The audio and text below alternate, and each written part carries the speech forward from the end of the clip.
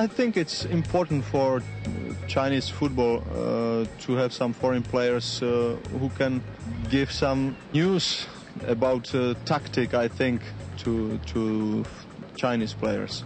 Czech footballer Václav Němeček using English to talk about being one of the first European players to join a football club in China. And also in the programme, teacher and trainer Richard Hallows is with me again to look at what makes Václav such an effective user of English as an international language. And Richard will also be giving us some more advice on becoming better speakers of English.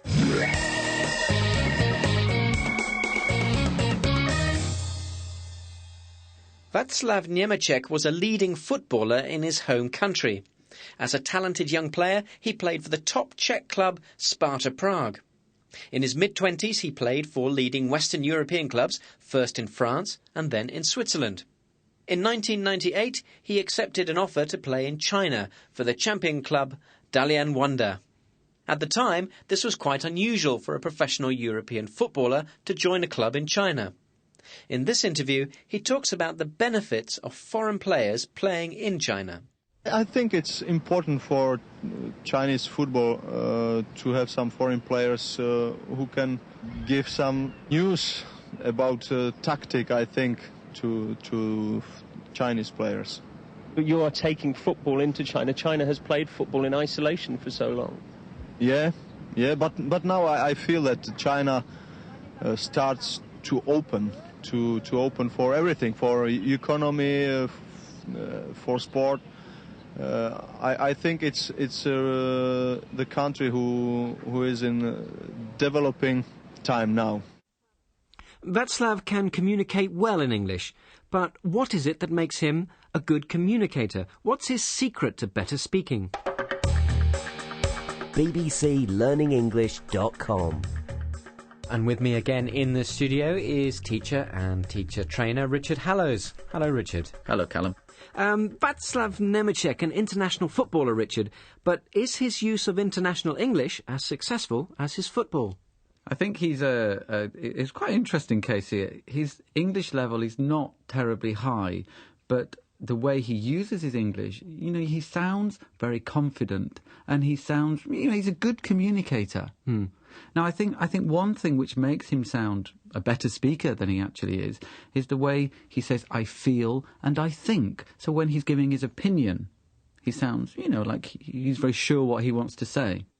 I think it's important for Chinese football to have some foreign players who can give some news about tactic, I think, to Chinese players. But you are taking football into China. China has played football in isolation for so long. Yeah, but now I feel that China starts to open for everything. So I feel this. I think that other ways that we can express this. I mean, I think most learners of English learn I think or I believe as starting points of giving your opinion, and that's very good, and we use that all the time. But maybe our listeners could learn some more ways, develop this a little bit, and sound even more confident. Okay, well. You have the platform. Let's have some examples. Well, for example, I think is a very neutral way of giving your opinion, and I think I believe is a slightly more formal way. But maybe a very informal way is to say I reckon.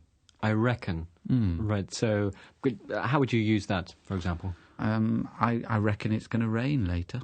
Okay, so you could say, I think it's going to rain, but I believe it's going to rain would sound a little bit formal, a little bit. Right, so that's as you said before. What about if you feel very strongly about something? Well, if you have a strong conviction about something, you might say something like, I strongly believe that. And that quite formal? It's quite formal, yeah, very strong as well. Or I'm absolutely certain that. Right, and that's very strong. Or you could, maybe if you don't have a very strong conviction about something, the opposite, you might say, I'm not so sure, but...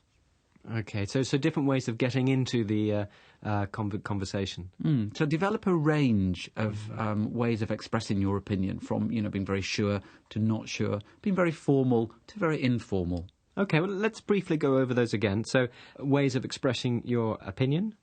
We've got I think, I reckon, I believe. There are three very good ones to start off with. Strong opinion? Very strong opinion. I strongly believe that. Mm-hmm. Or I'm absolutely certain that. What about if you're not so sure how you feel? Well, I'm not so sure, but da-da-da-da-da. What else would you like to pick out from that speech? OK, well, as well as giving his opinion, Václav also responds to a question, and he responds with yeah, which is not a very good way of responding, in fact. I mean, it's okay, we understand. But probably better would be something like, that's true, but, or that's true, and, depending if he wants to, contrast the point or not. But you are taking football into China. China has played football in isolation for so long. Yeah, but now I feel that China starts to open. So are there more ways of responding? Well, yeah, you could also say exactly, if I absolutely agree with you. Or if I don't really agree, I could say, well, I agree up to a point, but... Yeah? And maybe if I disagree, I could say, I disagree. But it's not very natural. Better, oh, come on. Right, which is a very natural, That's very natural, yeah, expression. Much more natural, yes. Tell you what, Callum, let's have a little practice now and see if we can see how many of these different ways of giving opinion and responding we can use now. Okay. Okay. I'm going to give you some very controversial statements. Okay, right. I want you to respond. Right. Think about what we just talked about, using a range, etc., etc. So, for example, I reckon a woman's place is in the home. Ooh, I'm absolutely certain that many people would disagree with that. Okay. Maybe oh, come on. Something like that might be quite... Or how about, I believe football only creates violence. I agree up to a point. I think football can bring a lot of things. Violence is perhaps one of the negative things it can bring. So I agree up to a point. Okay. Let's do one final one. How about, not everyone will agree with me, but I think men should be paid more than women. Oh, come on. Don't be stupid. Yeah, very good. Okay, so there's a whole range of ways of giving opinion and responding. Okay. I reckon we've done enough of that for now. So let's go back to Václav's English. Any other points? Yeah, I think I made the point that I think Václav's level of English is not terribly high, but in fact he is a very strong communicator. So he's using the little English he has in a very effective way. For example? Well, for example, he says, we give some news about tactics, which is not a very good structure. I think it should be... give some advice or something like that. But I understand what he wants to say. I think it's important for Chinese football to have some foreign players who can give some news about tactic, I think, to Chinese players. Another example, he says, China is a country who is in developing time. I think it's the country who is in developing time now. I understand what he wants to say. I think it should be a country which is developing at the moment or something like that. But I understand, that's the point. So he's a very strong communicator. And I think this is a good tip for our listeners to don't be afraid of making mistakes. Use the English you have and just try and communicate. It's the way to learn and improve. So if you could summarise those points for us, please, Richard. Well, I think the first thing is develop a range of ways of giving your opinion and responding to people's opinion. I think, I reckon, in my opinion, etc. Think about how you can use your vocabulary and your grammar, it doesn't matter how much or how little you have, as effectively as possible. Think about, number one, communicating, and number two, communicating. Richard Hallows for today. Thank you very much. Thank you. bbclearningenglish.com. I was talking there with Richard about ways of giving opinions. Do you use the wide range of expressions that Richard suggested? We asked some learners to respond to the same statement that Richard put to me, that women should be paid less than men. No, I completely disagree with this because women have a lot of things to spend on.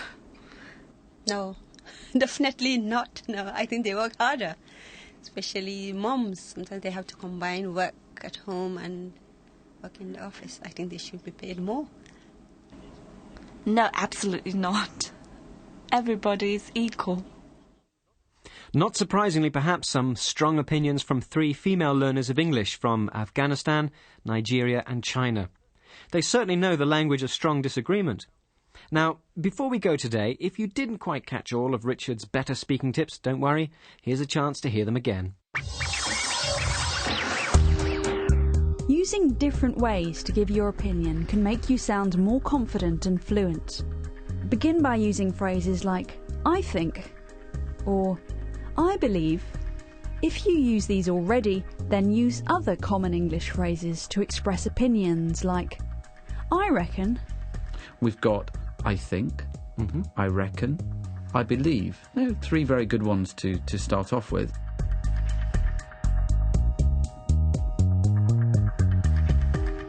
When you're having a discussion with somebody and you want to respond to the person's opinion, don't just say yes or no.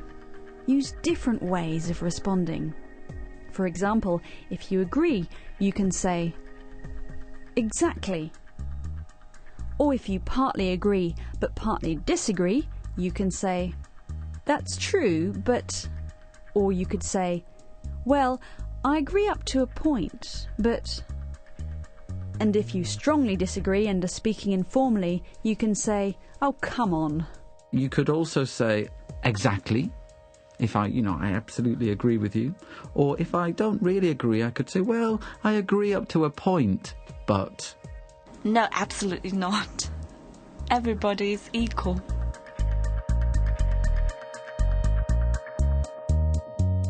If you want to become a better speaker, you need to practice and use the words you know as best you can. Remember what we've said before in this series. The important thing is to try and communicate. Think about how you can use your vocabulary and your grammar, it doesn't matter how much or how little you have, as effectively as possible. Think about, number 1, communicating, and number 2, communicating.